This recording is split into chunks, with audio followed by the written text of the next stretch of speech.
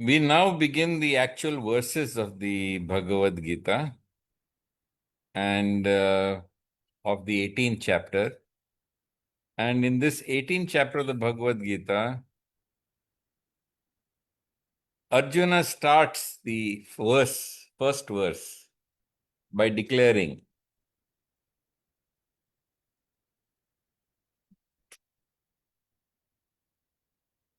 Arjuna Vacha, Sanyāsasya mahabhao tattvam ichchami vedutam Tyagasya cha hrishikesha prithakkeshi nishudanaha.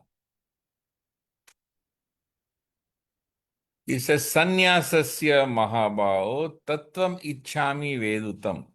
I want to understand the purpose, the essence of sannyas. And I also want to understand what is renunciation. This is how he begins. And we will go on to the second verse, which is really a very, very important verse. And it's a very, very important verse because unfortunately people have misread this verse. Some people say that this verse, Kamyanam Karmanam Nyasam, of course, Bhagavan Uvacha, Kamyanam Karmanam Nyasam, Sanyasam Kavayo Vidu, Sarva Karma Phala Tyagam, Prahustyagam Vichakshanaha. So I must first, before I go on to the elaboration of the meanings of sannyas and tyag, I need to explain to you why it is so easy to get the Bhagavad Gita wrong. And what do you mean by get the Bhagavad Gita wrong? By getting the Bhagavad Gita wrong, I mean that the Bhagavad Gita is not easy to understand for the modern person peering into it. Why? First of all, language. When we are looking at the language of the Bhagavad Gita, we must understand that the Bhagavad Gita is spoken in Sanskrit. And so many people who have become commentators on the Bhagavad Gita and whose Bhagavad Gitas have become famous, all they've done is they've hired a Sanskrit editor and sat down with the Sanskrit editor, allowed him to make the translation, and then given some commentary on it. Now, you must understand that people who are Sanskrit scholars in modern day are schooled in Panini grammar. Panini was a famous grammarian who changed the Sanskrit language by imposing certain rules. Therefore, Sanskrit is divided into pre-Panini and post-Panini. Now, the post-Panini is what the Sanskrit scholars of today are like. But the Bhagavad Gita is written in pre-Panini Sanskrit. Indeed, Panini himself comments on Krishna and Arjuna, which obviously for him would have occurred long, long before he put in these rules of Panini grammar. So linguistically, we can date it. This is also important because, what happens is that the Indologists, who are Christian scholars of Sanskrit, wanted to knock down Bhagavad Gita. And others wanted to know Bhagavad Gita so they could control the colonial populations. And in fact, there were those who wanted to show that Krishna is post birth of Christ. So if you follow the Western Indological scholars, or if you simply do a Google search or you do search using AI on the dating of the Bhagavad Gita, you will get varied results. And many of them will say that it is after Christ's birth, that is in the Common Era. But linguistically, it dates back to long, long back. We say that we know that it is 5,000 years ago, but it is 100% beyond the 7th century. because 6th and 7th century were important centuries. In, I believe, the 6th century, Buddha appeared, who in fact appeared long after Krishna. Even though there are Buddhist scholars who have been paid big money to try to show that Bhagavad Gita is post-Buddhist. So Bhagavad Gita is pre-Panini. It is much more ancient than it is today.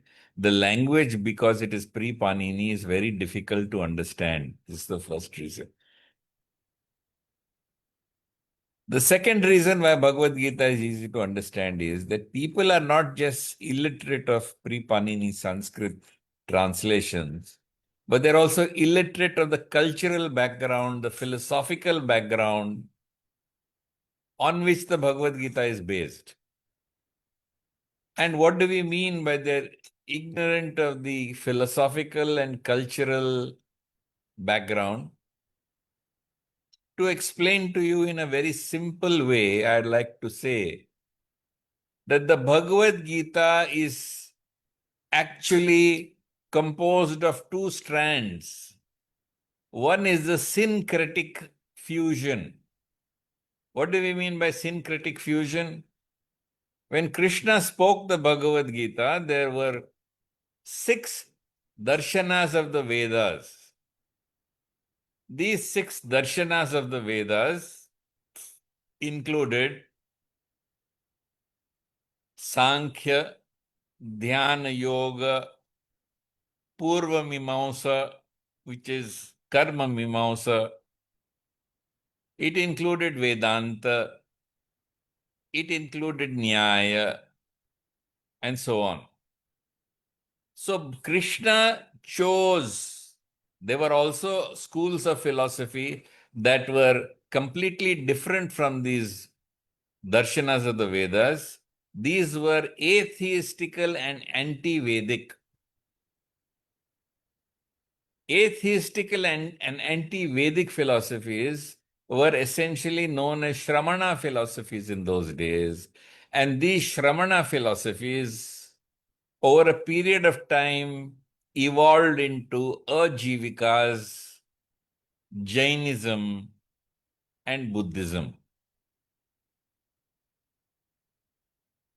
So what Krishna does is that in the Bhagavad Gita, even though some of the Ashtikya philosophies are not compatible or completely congruent with one another, Krishna brings all these 6 philosophies together in a syncretic fusion.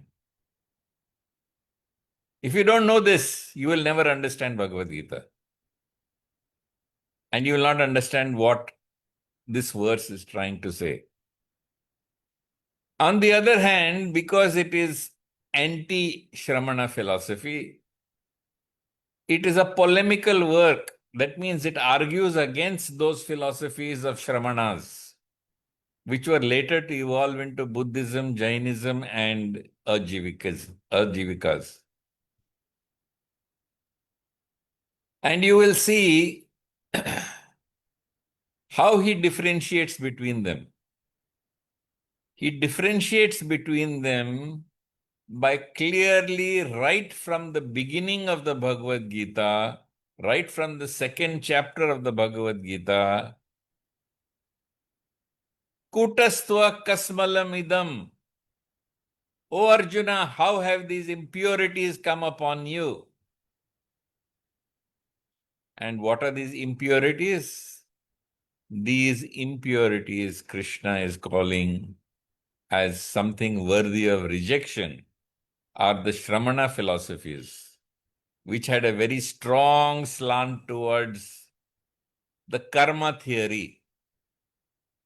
And he had a strong slant towards atheism and renunciation of the world. Indeed, even among the Ashtikya philosophies, there were people who very strongly tried to explain that you must renounce the world.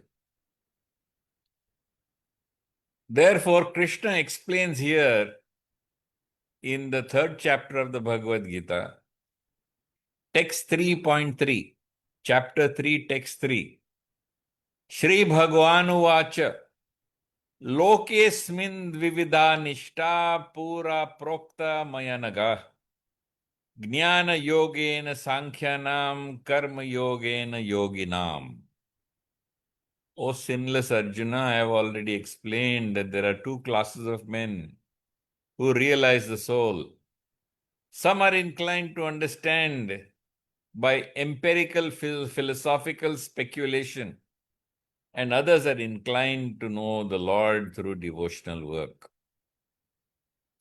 So very clearly, Krishna is explaining that one is called Sankhya and the other is called Yoga. So the verse very clearly states, Jnana Yogena Sankhyanam Karma Yogena Yoginam. And Krishna clearly explains that he is against renouncing the world. Right from the beginning, he tells Arjun that you should not give up your duty as a Kshatriya. If you die fighting, you will go to heaven. If you live, you will conquer, you will rule the earth. Why are you doing this foolishness? Why are you trying to abandon action? He very clearly says that nahi kaschid shanamapi jatu tistatya akarmakrit karyatai avashya karma sarve prakriti jan gunan.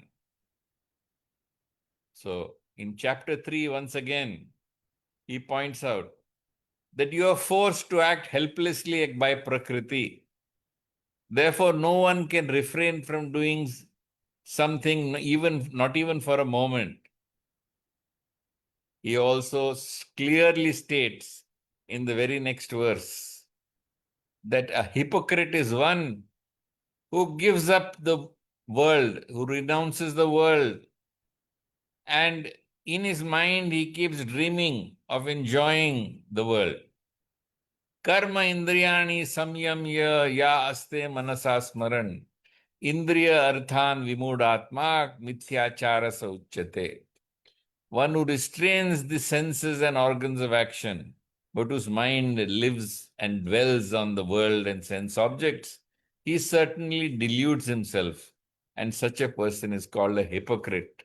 Mithyachara is called a mithyachara. Therefore, he says that you should restrain the senses and organs of action. Rather, he should control the senses of the mind and engage his active organs in works of devotion. And if he does this without attachment to the world, it is by far superior. So this is very, very clear that Krishna does not want Arjuna to renounce the world. In fact, he is prescient about it, because many, many thousands of years later, we had the Buddha who gave up his kingdom, and we had Mahavir who gave up his kingdom.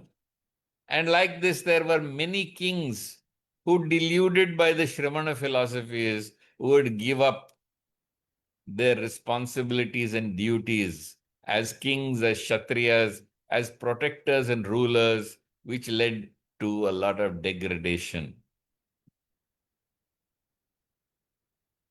So, Krishna also says in the Bhagavad-Gita that very clearly he mentions and he points out that Sanyāsas karma yogascha nihashreyasya karavubhau tayostu karma sanyasat karma yogo vishishyate.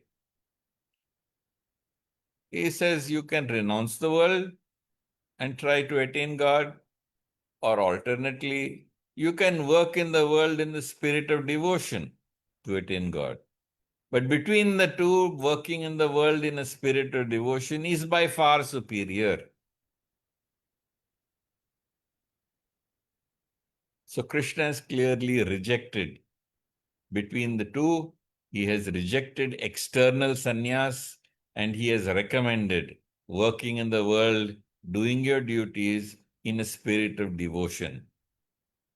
In fact, he goes on to say that sannyasastu mahavao dukkham aptamo yogatah yoga yukta munir brahma na chirena gacchati.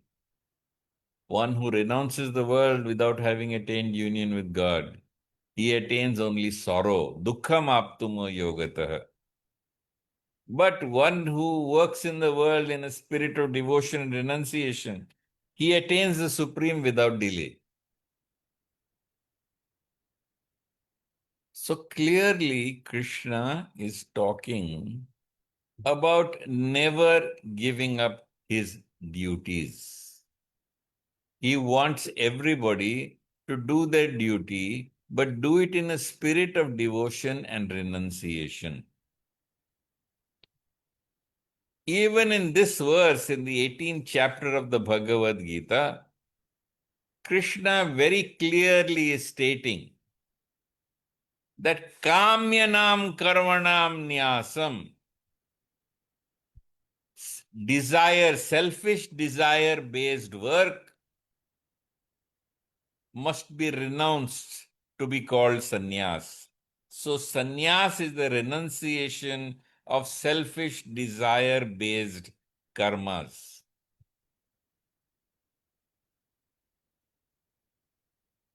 So, Krishna wants you not to act for, shall we say, selfish desires or personal desires, but he wants you to act for the sake of the performance of your duty or your swadharma.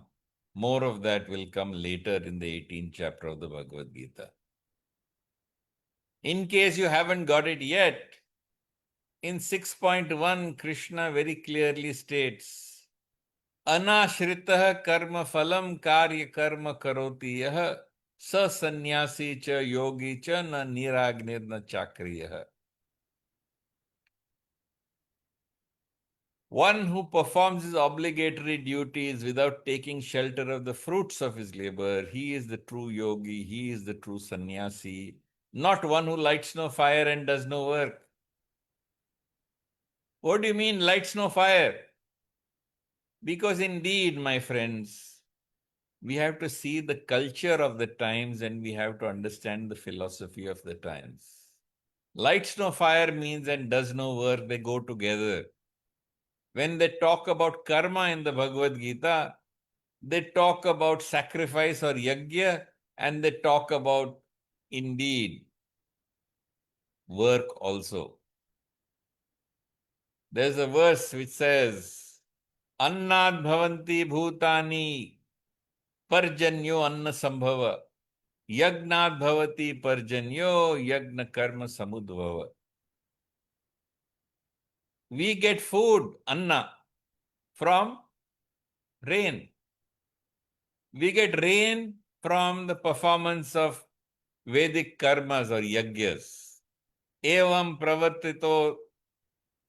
So he tries to explain that there is an eternal cycle whereby you nourish the devatas and the devatas nourish you through rainfall and providing the necessities of everyday life. Evam pravartitam chakram. So this is a cycle, it's a chakra of constantly engaging in fire sacrifice and receiving rainfall, which then becomes grain, which is what you eat. So work and fire sacrifice in the culture of the times, in the philosophy of the times. Which philosophy? Karma Mimamsa. Which philosophy? Purva Mimamsa. These two go together. So when they talk about karma, karma includes not only your actions, but your actions must be followed by yajna. This is the culture of the times and the philosophy of the times. So Krishna also explains that you need to give up those karmas, which includes those fire sacrifices and other yagyas, which are done for personal gain. He doesn't say sarva karma tyagas. He doesn't say sarva karmanam nyasam. He says kamyanam karmanam nyasam. There's a difference between kamyanam karmanam nyasam and sarva karmanam nyasam. Kamyanam karmanam nyasam means give up all selfish personal desires. That makes you a sannyasi. And on the other hand, if you are engaging in sarva karmanam nyasam, then you're going for external renunciation or sannyasa, which is not what Krishna recommends at all. In the Bhagavad-Geeta, Krishna says, indeed, don't do anything for your personal self.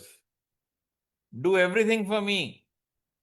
Yat karoshi, yad ashnasi, yat chahosi, dadasi, yat tapasyasi kaunteya, tad kurusha madarpanam. Whatever you do, whatever you eat, whatever you offer, whatever you give away, whatever charities, whatever austerities you perform, everything Krishna says, do it for me. That is called Sanyāsa Yoga. Because he says in the very next verse, Shubha ashubha phalereva moksha se karma bandhane Sanyāsa Yoga yuktena vimukto mami vaishyasi.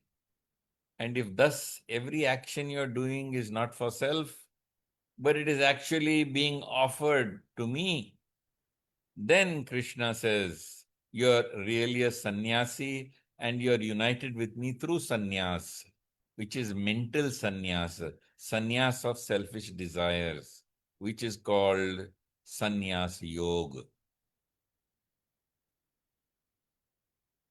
Krishna also explains in the Bhagavad-Gita, Yam sannyasam iti prahur yogam tadvidi pandava nahi asanyashta sankalpo yogi bhavati kasyana. 6.2. You cannot become a yogi, you cannot become a sannyasi. Nahi asanyashta sankalpo, until you have given up all personal selfish desires. That means every action you do for God.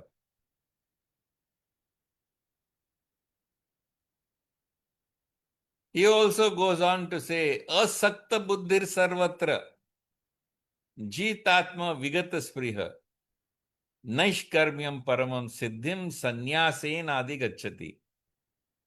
That if you can move in the world without attachment to anything, then you are called a sannyasi. So sannyas is not giving up your duties towards your parents or towards your family and children and wife. Sannyas is not indeed abandoning karmas. It is not sarva karmanam nyasam. It is kamyanam karmanam nyasam, which means you give up kamya karmas. As a broad classification, all sacrifices or all yagyas for those who follow the Vedas. You will remember that we did in chapter 17, right? And we also covered in chapter 16, when they did divine and demonic as people, those who are sattvic and those who are rajasic, tamasic. And the answer given by Krishna was that if you want to move from Rajagun and Tamagun into Sattvagun, then he says, Tasmat Shastram Pramanam Te Karya Vyavastitao. That you must follow the Shastras. What are the Shastras? And at that time I explained to you the Shastras mean the performance of yagyas. What are those yagyas? Those are the sacraments which approve or mark the milestones in your life. So before you are conceived in the mother's womb, they perform what is known as Garbhadhana Sanskara. After you are in the mother's womb, there come at least two sacrifices, one of which is Simantoyana sacrifice, Simantoyana Yagya. There's a sacrifice which is performed at birth, a yagna performed at birth, a yagna performed at naming ceremony. There's a yagna performed when you are given the first solid food. There is a yagya which is performed when your hair is shaved for the first time. And so on and so forth, right up to your Janeyu, receiving your Janeyu. When you start your Vedic studies, at the conclusion of your studies, there is another yagya. Then there is the yagya of marriage. And so on, this goes on until Antyeshti, which is when you pass away. These are all known as Naimitic karmas, and they are designed to constantly, repeatedly remind you of God at important milestones in your life so that you will move up from Rajagun and Tamagun and move up to Sattvagun. You also have purificatory yagyas which are performed every day, which are known as Dainik yagyas. These Dainik yagyas include Daiva yagya, which is the fire sacrifice which is offered to the Devtas who provide you rain and other necessities of life. It is an offering which is made to, there is a separate yagya which is an offering made to your ancestors known as Pitra yagya. There's an offering made to religious personalities who land up unexpectedly with you. This is called Atiti yagya, which many people now interpret as Nara yagya, that you see that no man goes hungry in your neighborhood. You also provide what we call as offerings to the birds and the insects by placing some food on the ground so that no birds, no insects, no animals go hungry around you. And also there is what we call as food which is offered to Bhuta Yagya, which is to the spirits that are around. So in fact, you will see that why this is not Sarva Karmanam Nyasam, because Krishna very shortly after this talks about Yagya Dana Tapa Karma na Tyajam Karyam Eva Tat Yagya Dana Tapa Karma Pavanani Manishinam. That don't give up to these yagyas. Don't give up your acts of giving. Don't give up tapasya. Because all these will purify even the great souls. So they should never be given up.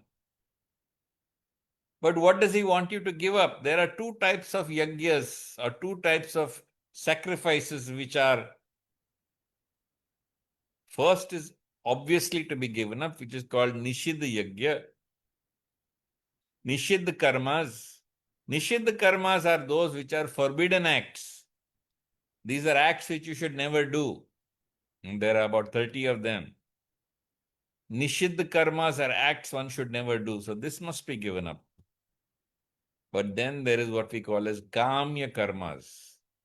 Kamya karmas are those yagyas which are performed when you want something.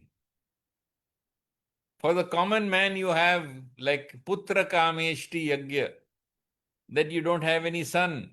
So you perform Putra Kameshti Yagya. You want to go to Swarg, therefore you perform Jyotishtom Yagya.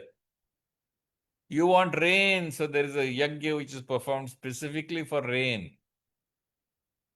In fact, if you are a king, you can perform Rajasya Yagya. If you are a king desiring to be king of kings, then you perform Ashwamedha Yagya. So these are all Kamya karmas based upon selfish desires. And very clearly Krishna says, Kamyanam karmanam nyasam. You have to give up these karmas. These karmas based on selfish desires to acquire something for the ego self are to be given up.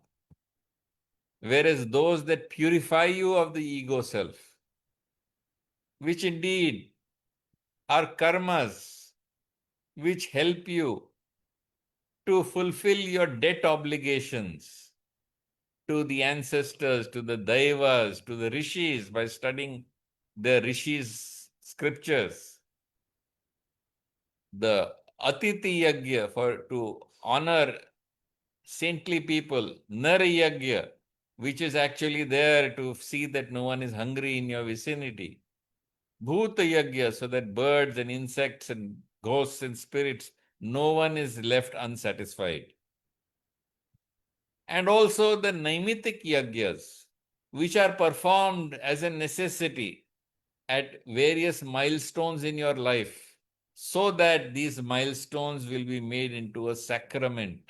And making them into a sacrament, you will become purified and you will rise from Tamagun and Rajagun and you will rise to Sattvaguna. Because only when you're on the platform of Sattvaguna can you then make the next move to become Gunatita. So, very clearly, I've done only the first line, Kamyanam Karmanam Nyasam Sanyāsam Kavayo Vidu. So, I'm explaining this particular line of the second verse of the 18th chapter of the Bhagavad-Gita, so that you may understand that it is not sarva karmanam nyasam, not to give up all activities, but indeed it is meant for you to give up those selfish, ego-based activities. Krishna also says, Yasye sarve samarambha kama sankalpa varjitah Jnana Agni Dagda Karmani Tamahu Panditam Buddha. He says, all your endeavors, all your work, Yasya Sarve Samarambha, Kama Sankalpa Varjitaha, free of selfish desire. Nahi asanyashta sankalpo, without giving up selfish desires, personal desires, desires based on the ego self, you cannot become a yogi. So, this is to explain to you. I may be going a little slowly, but I'm trying to explain to you that nowhere in the Bhagavad-Gita, from chapter 1 to chapter 18, does it recommend that one should renounce the world and one's duties. And indeed, it tells you to give up your attachment to the world, your personal selfish desires, and act in a spirit of devotion and sacrifice to the all-pervading Lord. With this, I will conclude today's session, and then I'll be happy to answer any questions if you have any. Thank you, Shantanu for today's wonderful session. My first question to you is for a modern professional who is ambitious and wants career growth, what would practicing Tyag look like without becoming indifferent or unmotivated? See, you have to act for your Swadharma. Your Swadharma means your duty, and duty means your job. Your duty means your career. You can act for your ego self, or you can act for your career, which is a duty and responsibility. A businessman works either for aggrandizing himself or he works because it is his dharma to make money. So that is also permissible. So sannyasa does not mean that you don't do your best. It doesn't mean that you do not aspire for higher things, but you're aspiring not for ego self, but you're aspiring for these things to please God. Okay. So whether it's a warrior on the battlefield striving to win in the battle, whether it is the merchant who is trying to make money because it is for his career, not for his selfish reasons, and so on and so forth. Or whether it is somebody working at his job, trying to excel in his job and move ahead in his job because that is his duty to advance his career. It is duty versus selfish desire. Does it answer your question? Yes. So, my next question is, can ambition coexist with spirituality? Not ambition Yes. for yourself. It is ambition to please God. So everything you do it for God. Yes. Thank you so much for today's lovely session, Shantnuji. And to all our viewers, if you liked it too, then don't forget to share this video with your loved ones. Also, stay tuned as we meet again on next Thursday at 8 a.m. for yet another session on the Bhagavad Hari Gita. Om, Jai Shri Hare Krishna, Krishna. Hare Krishna.